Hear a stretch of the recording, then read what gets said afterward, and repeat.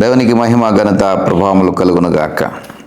మరొక ఉదయకాల సమయము మేల్కొల్పు ప్రార్థన ఒలివే పరిచర్య ద్వారా ప్రతిరోజు ఉదయం 5 గంటలకు మీ ముందుకు వస్తూ ఉంది. దేవుని యొక్క దాసుడిగా ఈ మాటలను మీకు అందించడానికి నేను ఎంతో సంతోషిస్తున్నాను.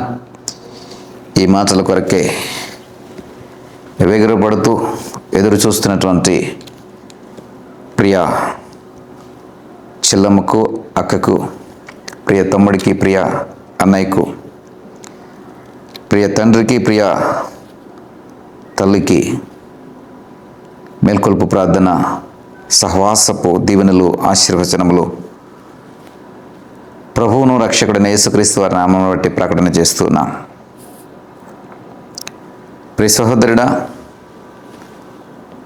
ఉదయముననే మన స్థితిగతులన్నింటినీ ఒకసారి పరిశీలన చేసుకుంటే మన స్థితి ఎలాగుంది, మన ఆలోచన ఎలాగుంది, మన యొక్క లక్ష్యం ఏమిటి, మన ముందున్నటువంటి స్థితి ఏమిటి, ఈరోజు చేయవలసిన పనులు ఏమిటి, చక్కబెట్టవలసిన కార్యక్రమాలు ఏంటి, ఈరోజు ఎక్కడికి వెళ్ళాలి, ఈరోజు ఎవరితో మాట్లాడాలి, ఈరోజు ఎవరిని కలవాలి, ఈరోజు తలపెట్టినటువంటి గొప్ప పనులేంటి, వాటి యొక్క తీరుతెన్నులేంటి ఒకసారి ఆలోచన చేస్తే నీ పనుల గురించి నీకంటే మరికెవరికి కూడా గొప్పగా తెలియదు. కాబట్టి ఏమేమి పనులు పెట్టుకున్నావో ఒకసారి ఈరోజు ఈ సహవాసపు వాక్యం విన్న తర్వాత ఒకసారి ఆలోచన చేయి. ఏమేమి ఘనమైన కార్యాలను పూనుకుంటున్నావో ఒకసారి ఆలోచన చేయి. ఏమేమి గొప్ప సంగతులను నువ్వు తలపెడుతున్నావో ఒకసారి ఆలోచన చేయి. ఏమీ లేదండి అని సింపుల్గా తీసుకోకండి. దేవుడు ఒక చక్కటి రోజు మనకి ఇచ్చాడు కదా, దాన్ని ఏ విధంగా సద్వినియోగపరుచుకుంటున్నామో ఒకసారి ఆలోచన చేయండి. నీ కుటుంబ పరంగా ఏమేమి నిర్ణయాలు తీసుకుంటున్నావు, నీ బిడ్డల విషయమై ఏమి ఆలోచన చేస్తున్నావు, నీ భర్త విషయమే నీ యొక్క ప్రణాళిక ఏమైనది, నీ భార్య విషయమే నీ ఆలోచన ఏముంది. ఈవేళ ఉన్న పరిస్థితులు రేపు ఉండవు, రేపున్న పరిస్థితులు ఈవేళ కూడా ఉండవు. కాబట్టి ఎప్పుడు ఒకేలాగా ఉంటుందని ఎప్పుడు కూడా అనుకోవద్దు. ఒకవేళ ఈరోజు చీకటిగా మీ జీవితాలు అనిపించవచ్చు, కానీ రేపు వెలుగుమయంగా దేవుడు మార్చగలడు. ఈవేళ వెలుగుగా మీకు అనిపించవచ్చు, రేపు బహుశా చీకటి అలుముకోవచ్చు. కాబట్టి ఎప్పుడు ఏ విధమైన పరిస్థితి వస్తుందో తెలియదు. కాబట్టి ప్రతి ఉదయమున నువ్వు ఆలోచన చేసి గమనించవలసింది, నీ స్థితిగతులు ఎలా ఉన్నాయి, నీ కష్టార్జితం సంపాదించుకోవడానికి నీ చేతులు ఏ విధంగా ఉన్నాయి, నీ కాళ్ళలో సత్తు ఎలా ఉంది. ప్రియ సహోదరుడా, సహోదరి, ఒకసారి పరిశీలన చేసుకోవాలి. ఆయన నా చేతులకు యుద్ధము, నా వ్రేళ్లకు పోరాటమును నేర్పేవాడే ఉన్నాడని 144వ కీర్తనలో కీర్తనకారుడు అంటున్నాడు. ఆయన చేతులకు యుద్ధాన్ని, వ్రేళ్ళకి నేర్పిస్తాడండి, పోరాటమును నేర్పిస్తాడు. కాబట్టి ఈరోజు నువ్వు చేయవలసిన యుద్ధాలు, నువ్వు చేయవలసిన పోరాటాలు నీ ఆత్మీయ జీవితంలో అవ్వచ్చు, ఉద్యోగ జీవితంలో అవ్వచ్చు, వ్యాపార సంబంధమైన పరిస్థితుల మధ్యలో అవ్వచ్చు, శత్రువుతో ఈరోజు ఎదుర్కోవాల్సిన పరిస్థితులు ఉండొచ్చు, అపవాది యొక్క తంత్రములు మనం ఎదుర్కోవాల్సినటువంటి పరిస్థితి ఉండవచ్చు. కాబట్టి అనేక రూపాల్లో ఈరోజు మనము యుద్ధము చేయవలసిన వారు, అనేక రూపాల్లో మనము పోరాటము చేయవలసిన వారు. ఈ పోరాటపు స్థితిని మనకి ఎవరి నుండి వస్తుందటండి? యెహోవా.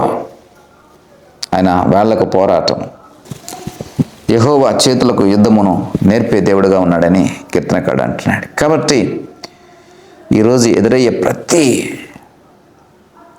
పోరాట స్థితిని కూడా జయించటానికి నేర్పరితనం కలిగినటువంటి వ్రేళ్ళు నీకు ఇవ్వబడాలి. ఆ వ్రేళ్లను నేర్పరితనం కలిగినటువంటి వ్రేళ్ళగా మార్చటానికి ఎవరంటే దేవుడండి యెహోవాయే నేర్పుతాడట. కాబట్టి ఆ వేళ్లకు ఏమి నేర్పాలో అది ఉదయం నేర్పండి. ఆ చేతులకు ఏమి నేర్పాలో అది ఉదయం నేర్పండి. నీ చేతులు కష్టించే చేతులుగా ఉండాలి. నీ చేతులు మేలు చేసే చేతులుగా ఉండాలి. నీ చేతులు ఇచ్చే చేతులుగా ఉండాలి. నీ చేతులు దీవించే చేతులుగా ఉండాలి. నీ చేతులు యుద్ధము చేసే చేతులుగా ఉండాలి. నీ చేతులు పోరాటం చేసే చేతులుగా ఉండాలి. కాబట్టి ఉదయంలోనే చూడండి మీ చేతుల యొక్క పరిస్థితి ఎలాగుందో. బలహీనంగా ఉన్నాయా, బలమైనటువంటి స్థితిని కలిగి ఉన్నాయా, సమర్థవంతంగా పనిచేస్తున్నాయా, శక్తిని కలిగి ఉన్నాయా లేదని ఒకసారి పరిశీలన చేయండి. ప్రభుని అడిగిన, ప్రభా నా చేతులను బలపరచు.